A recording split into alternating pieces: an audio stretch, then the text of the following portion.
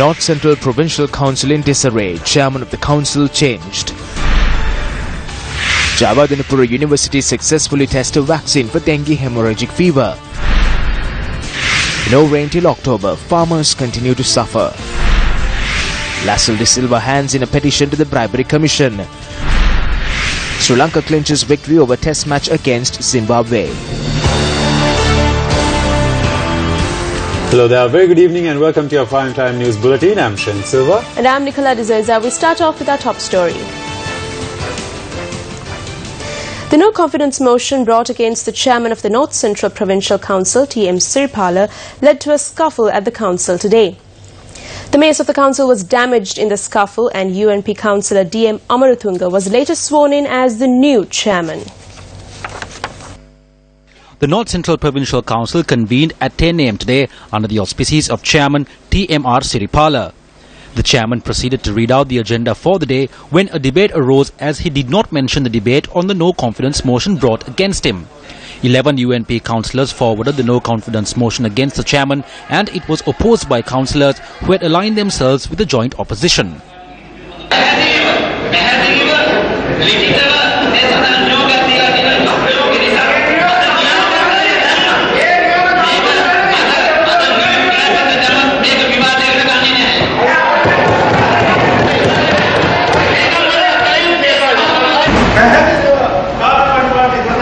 The Secretary has acted in clear violation of the Council's activities. How can we proceed? If so, let the Secretary take the Chairman's seat and the Chairman should come down to the Secretary's seat.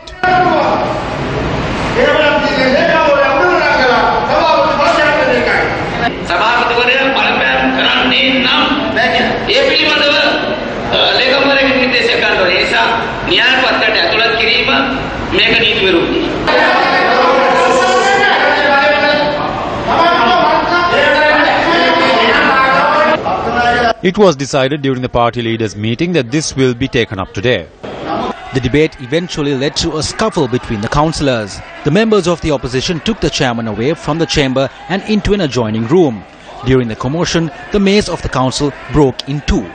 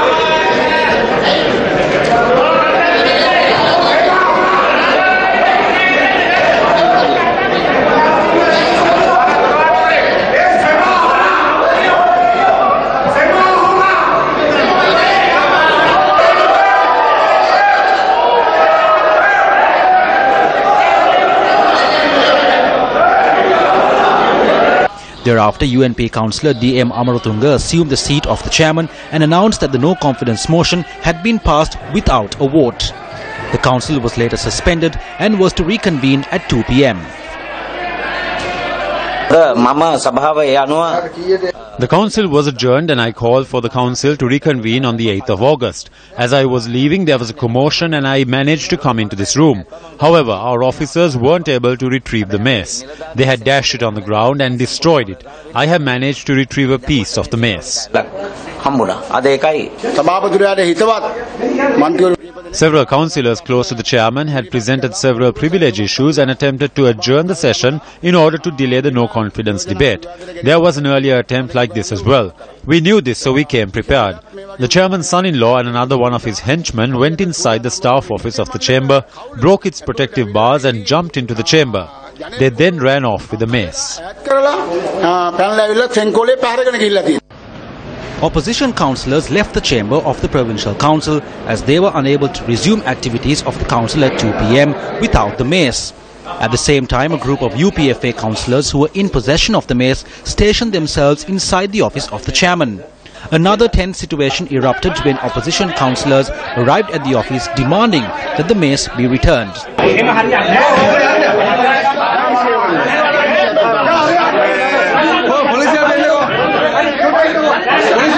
Following the commotion, the opposition councillors took away the official robes of the chairman along with the mace.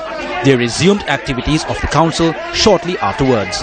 A request was made to propose a name to act as the new chairman, and opposition leader Anil Ratnayaka proposed the name of UNP councillor D.M. Amaratunga.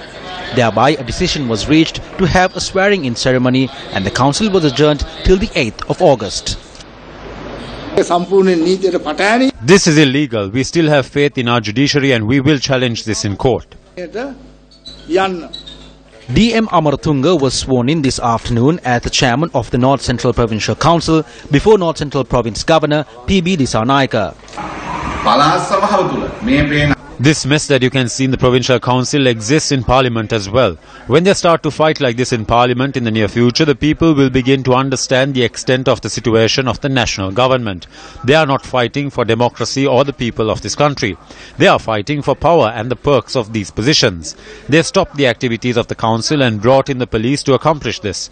These two parties are together in Parliament. More than 4 decades ago, 5 men broke into the Democratic National Committee headquarters in Washington, setting off a series of actions that brought down American President Richard Nixon. What became known as the Watergate Scandal uncovered an intricate trail of wrongdoing, one that went all the way to the White House. In all the decisions I have made in my public life, I have always tried to do what was best for the nation. Throughout the long and difficult period of Watergate, I have felt it was my duty to persevere, to make every possible effort to complete the term of office to which you elected me. Therefore, I shall resign the presidency effective at noon tomorrow. The Watergate scandal brought down the most powerful world leader, forcing him to resign.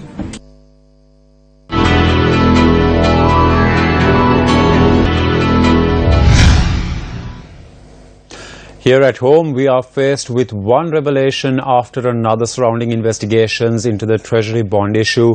This is Sri Lanka's Bondgate.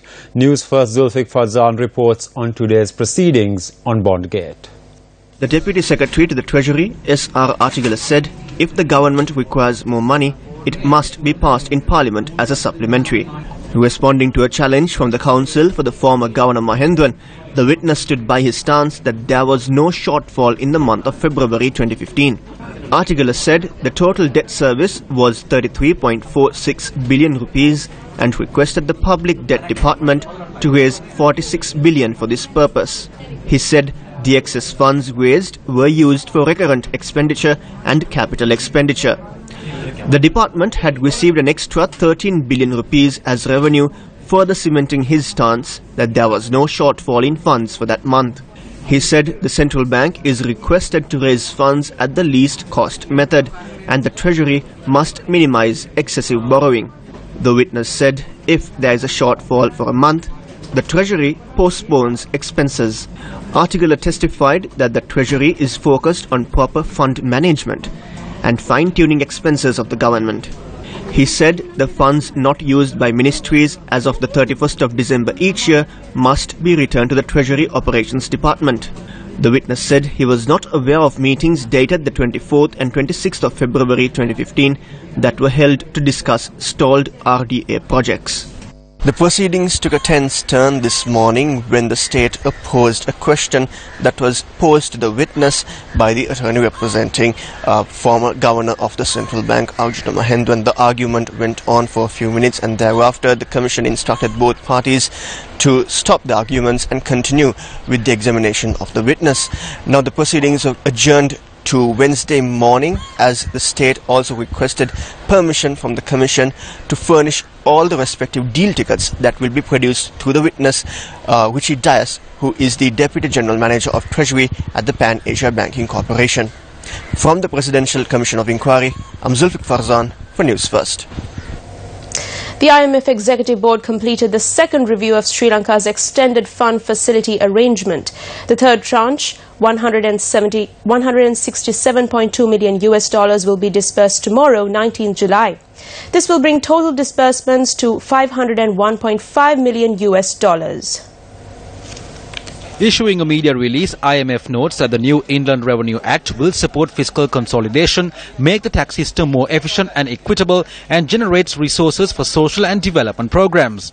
It adds that further accumulating international reserves and enhancing exchange rate flexibility will help reduce Sri Lanka's external vulnerability. Sri Lanka's 3-year extended arrangement was approved on the 3rd of June 2016 in the amount of about $1.4 billion. Mitsuhiro Furusawa, acting chair and deputy managing director of the IMF, said, quote, Sri Lanka's performance under the fund-supported program has been broadly satisfactory. The authorities launched fundamental income tax reform, undertook meaningful corrective actions to achieve program targets on international reserves, and remain committed to the reform program. Unquote.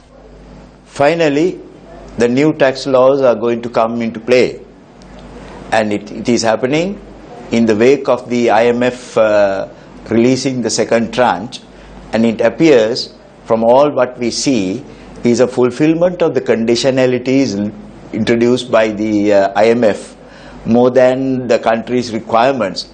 What has been addressed, we do not know in keeping with what policy of the government, but what appears is a complete confusion to the taxpayer and to everybody involved in tax payments in this country. But the certain things that they have introduced, like the withdrawal of concessions to the FDIs, appear to be very intriguing, because what the country expected was the entire reverse of it. According to the IMF, in completing the review, the Executive Board granted a waiver of non-observance of the continuous performance criterion on accumulation of external arrears, which was missed due to continued difficulties of establishing a payment platform. This evening, News First brings further revelations into an increasingly complex story surrounding the Information Communication Technology Agency and the proposed national payment platform. A national payment platform is a system where online transactions can be carried out using electronic payment methods such as credit cards.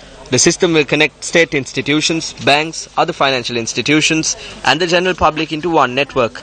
With this system, payments and settlements can be carried out online easily. News First reported on the manner in which the CEO of ICTA, Muhundan Kanage, has intervened in this process of creating a national payment platform.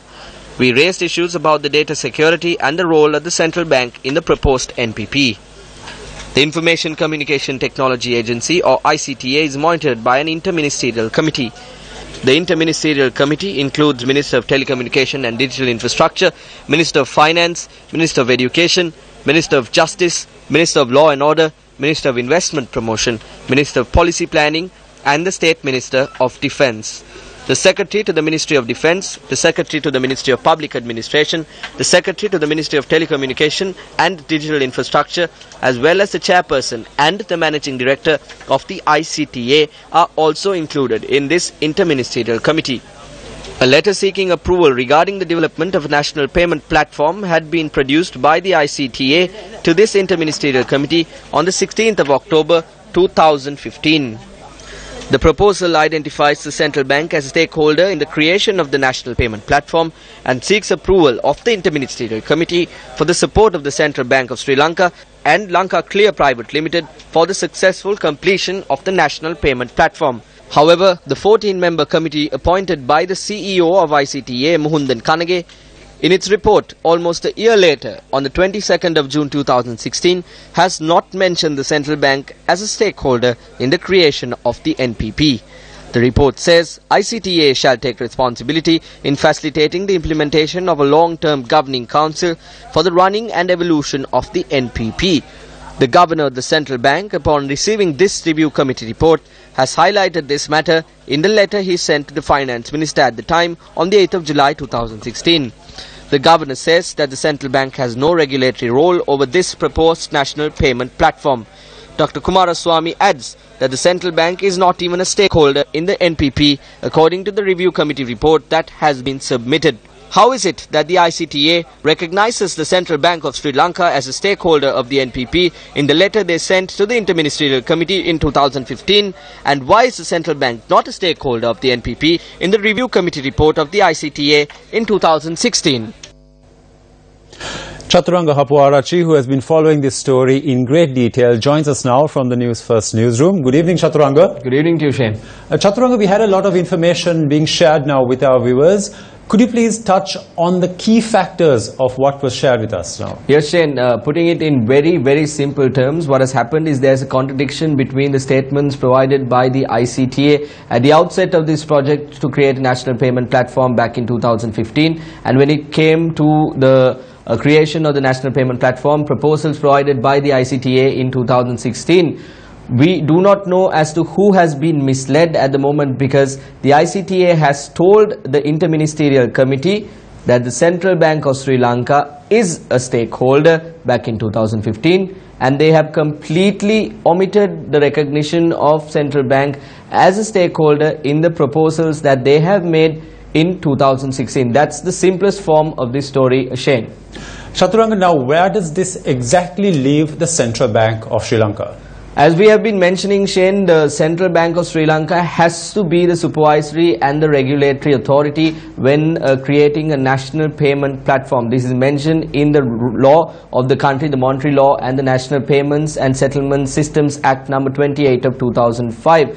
The Central Bank has raised its concerns about it not being the regulatory and supervisory role of this national payment platform. And at the moment, we do not know whether the Central Bank is involved in the national payment platform altogether, because the Governor says that the Central Bank has been omitted from the national payment platform.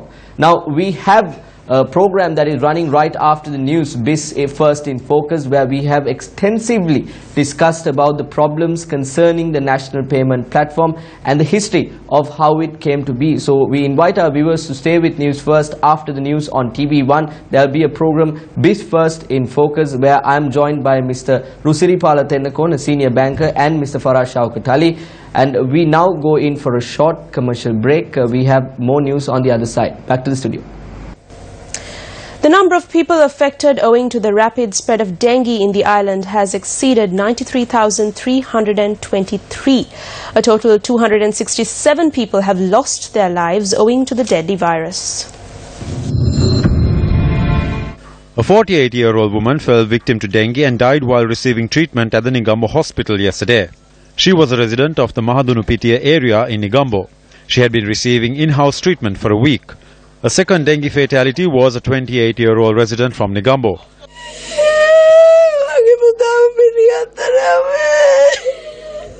Dr. Ruhul Haq, the Judicial Medical Officer of the hospital at which the deceased was receiving treatment, said that following treatment for dengue, he had recovered. However, the patient passed away due to liver complications. A third patient, aged 56, died while following 2 weeks of treatment at the Negombo hospital and later transferred to the National Hospital. The JMO of the hospital said that he died owing to a heart disease. A lot of people are worried about the platelet count.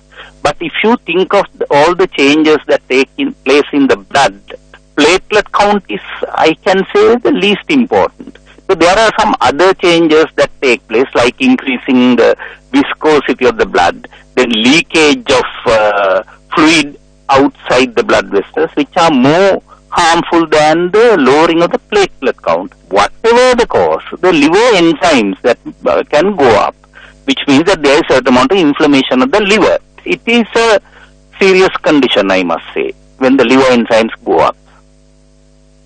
The Jayawardenepura University is currently researching a number of methods to curb the dengue disease. People get dengue hemorrhagic fever because of the fluid leaking out of capillaries. So as an initial step, we have found the mediator which causes this fluid leaking out of the capillaries, and there is already a drug available for this to stop this leak, which is not given for dengue anywhere in the world, but for given for allergies, and it's a, like widely available drug for allergies in other countries. So what we did as a clinical trial, the first case, was to see how effective this drug is on patients with dengue. And the first trial has been successful. And we have shown that the drug actually reduces complications and the proportion of patients developing dengue and fever. So we are now going to start the next trial to do further studies. Although many universities have launched research, this is the response News First received when we contacted the Government Medical Research Institute. Why isn't the MRI conducting any research into this? No, we only receive special tasks. Investigations If there is a change in the dengue virus, why isn't the MRI conducting any research into it? If requested, we do undertake research.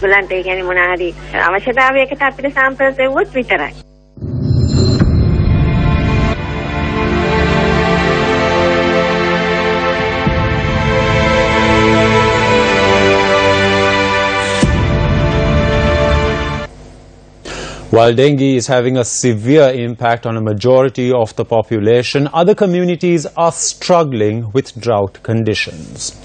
The latest figures show that over 268,000 people have been affected by the extreme weather affecting 12 districts. According to the Disaster Management Centre, the districts of Trincomalee, Ampara, Batiklo, Jaffna, Mullaitivu, Vavuniya, Kilinochchi, Mana, Kurunegala, Puttlam, Anuradhapura and Polonnaruwa are the worst affected districts. The water levels of most tanks are at a very low level. In around 73 of the main tanks, the water level has dropped to around 10%. We won't be able to release water for the Maha season like we usually do. Farmers will have to wait for the rains to begin their cultivations. Although there are complaints regarding water management, most of the rains were experienced in the wet zone last year. There is no way to store the waters of the Kalani, Nilvala and Kalu rivers, so we have to just wait till it flows into the sea. The lack of rainfall is the biggest issue. This is being felt especially in areas such as the north and north-central provinces, where there was little rainfall recorded during the period between December and February. Climate changes mainly occur due to human activities, and we expect some rainfall for the northern province during the second intermonsoon system later this year. According to current predictions, there is expected to be a considerable amount of rainfall during the months of October and November.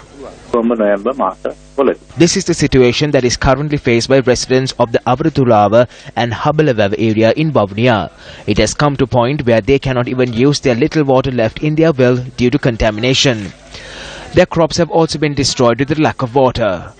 Corn farmers in the Anuradhapura and Horopatana areas are feeling the dire effects of the drought. These farmers, having spent their entire savings on their cultivations, are forced to look on as their crops are destroyed and their debts pile up. The controversial MIG deal, which took place during the tenure of the previous administration, has become a talking point once again. The Police Financial Crimes Investigation Division's investigation into the deal is still ongoing. In 2006, 4 MiG-27 ground attack aircraft were purchased for the Sri Lanka Air Force. The deal also involves the repair work on 3 MiG-27 aircraft and a MiG-23 aircraft. An investigation is underway on the charge that a sum of over $6 million was defrauded through a fake company under the guise of a transaction between two states. A letter addressed to then Defence Secretary Gotabaya Rajapaksa from Ukrainian state-owned enterprise Ukrinmash on the 6th of February 2006 indicates that the contract for the MiG deal was first offered to Gotabaya Rajapaksa. The letter from Ukrinmash states that there is an urgent need to supply additional fleet of MiG-27 aircraft and overhaul Sri Lanka's current fleet of MiG-23-27 aircraft that was supplied by the Ukrainian state-owned enterprise a few years ago. Ukrinmash in its letter further states it looks forward to working closely with the Sri Lankan Ministry of Defence and offers its assistance and expertise in matters of common interest. On the same date this letter was addressed, Ukrinmash brought the contract for the MiG deal to the attention of the Defence Secretary. Bearing the inquiry reference number SLAF/4/6/AIR dated 7th February 2006, the letter indicates that the Sri Lanka Air Force had made their request to Ukrinmash. The fact that the Sri Lanka Air Force made a request on the 7th of February and that Ukrinmash made an offer to the Defence Secretary on the 6th of February is a key factor which draws suspicion. Ukraine Mash had informed Defence Secretary Gotabaya Rajapaksa in its letter on the 6th of February that the financial payment for the contract should be made by a financier or a third party. However, there is no mention of a third party in the letter. Later, when the contract was signed, it was indicated that the financier for the contract was a UK-based company, Bellimisa Holdings. According to the contract agreement, the government of Sri Lanka has made a payment amounting to $14.6 million to Bellimisa Holdings. Although Bellimisa Holdings is suggested to be a UK-based company, investigations have revealed that its address and individuals are fake. This was first revealed in an article by slain editor of the Sunday Leader, Lasantha Wickrematunge, on the 29th of July 2007. The article further reveals that such a company does not exist at the stated address, adding that even the contact numbers mentioned are fake. Thereafter, Gotabaya Rajapaksa filed a case at the Mount Lavinia District Court against Lasantha Wickrematunge and the Sunday Leader. Weeks later, Lasantha Wickrematunge was assassinated before he could provide evidence to court.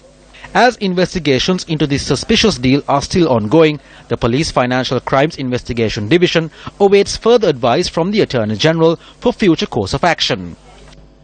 Did you see this news? Ceylon Today says, Gotabaya Rajapaksa, the Lee Kuan Yew of Sri Lanka. Gotabaya Rajapaksa to become Lee Kuan Yew? Lee Kuan Yew never robbed the country. Lee Kuan Yew never strike any big deals. No big deal, no big deal. But today, the people who have done the big deal and the big deal are today talking, and the weekend papers are writing about it. Gotabaya the man, Gotabaya never does this, Gotabaya didn't do. If you have Gotabaya's investigation, I think 365 days will not be enough for that investigation. How can newspapers write like this? Now they are saying there is an investigation going on in Ukraine. Why should anybody investigate? There is a big deal and a big deal. Let this Sri Lankan government, who told the public that we are coming to have a good governance here, let us investigate. This investigation has already been swept under the carpet for the last 2.5 years. Let the government come now out and start this investigation and take all perpetrators into custody. Because of this only, His Excellency the President told the Prime Minister and the Cabinet, if you can't do this, please get out. Allow me to do it. Give it for 3 months, I will do and show you. I think it's time for the President to put his foot down and take control of events that is taking place in this government. If there's a wrong that's been committed, then a proper investigation should be carried out and the wrongdoers punished. The issue here is that 2.5 years have gone. That is why the President said that day to give me 3 months to show how this is done. However, he asked for the Attorney General's Department and the Ministry of Law and Order to be vested in him in order to get this done. The people who have taken over these portfolios should work and show how it is done. They should take responsibility. There's just another 2.5 years left. What I'm saying is that they should stop chasing after the small offences and concentrate on the large-scale ones. They should either prove these charges or say they cannot prove them. That is what the President said. We hope that something of this nature happens. Singapore's Minister of Foreign Affairs, Dr. Vivian Balakrishnan, who is in the island on an official visit, met with his Sri Lankan counterpart, Minister Ravi Karunalayake, today. Following bilateral talks at the Ministry of Foreign Affairs this morning, the two ministers delivered joint statements to the media.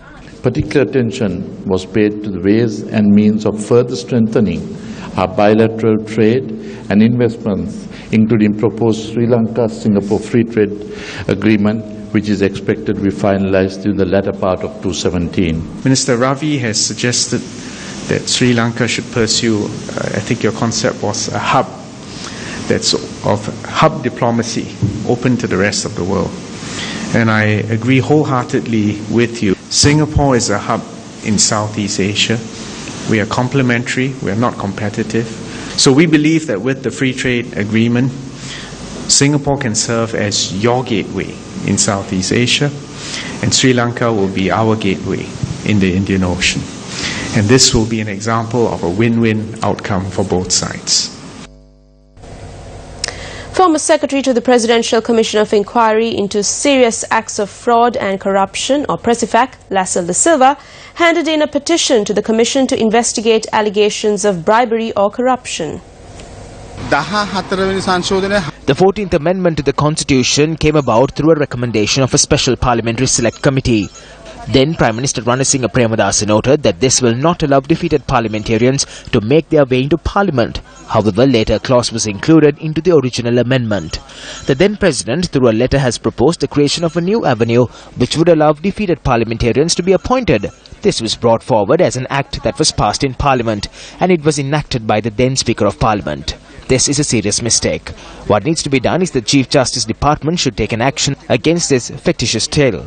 Back then, such case had been taken up before a panel of 5 judges. Now it is being heard before a 3-judge bench. I believe this should be rectified by putting this before a panel of 5 judges or even more.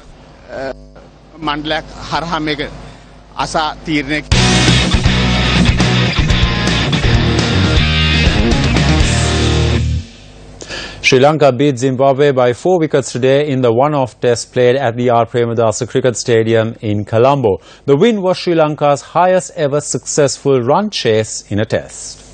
Well, that's a wrap of your primetime news for tonight. Thank you for joining us. For the Newsfirst team, I'm Nicola De Zoiza. And I'm Shen Silva. Take care. Good night.